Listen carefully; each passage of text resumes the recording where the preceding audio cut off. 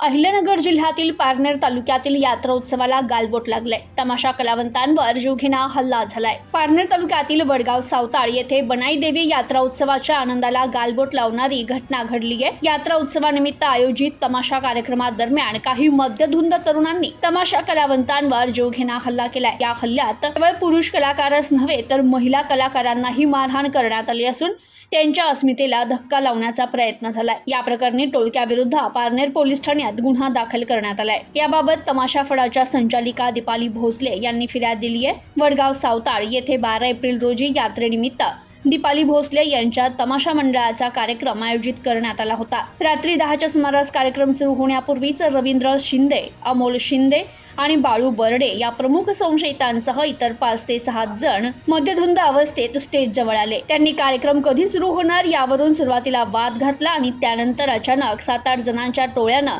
कलावंतांना शिवीगाळ करत धक्काबुक्की सुरू केली। हा वाद एवढ्या थराला गेला की हल्लेखोरांनी कलावंतांना लाथाबुक्क्यानं अमानुष मारहाण केली। भांडण सोडविण्यासाठी आलेल्या गणेश अष्टीकर भोसले यांच्यावर देखील लोखंडी खुट्यानं वार करून त्यांना जखमी करण्यात आले। या टोळ्यानं महिला कलाकारांचे कपडे फाडत असभ्य वर्तन केले। केवळ शारीरिक इजा करूनच हे हल्लेखोर थांबले नाही तर त्यांनी तमाशातील ऑर्गन, ढोलकी, माईक, मिक्सर आणि साऊंड सिस्टीम यांसारख्या वाद्यांचीही तसेच साहित्याची तोडफोड केली। यात कलावंतांचं सुमारे 1 लाखाचं नुकसान झालंय।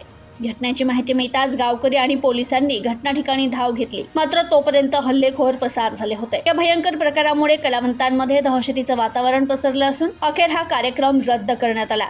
तर या घटनेनं संपूर्ण जिल्ह्यात खळबळ उडाली आहे। या घटनेनं लोक कलावंतांच्या सुरक्षेचा प्रश्न पुन्हा एकदा ऐरणीवर आला असून ग्रामीण भागात अशा समाजकंटकांचा बंदोबस्त करण्याची मागणी जोर धरत आहे। Bureau report, news today 24, Parner, Ahilyanagar.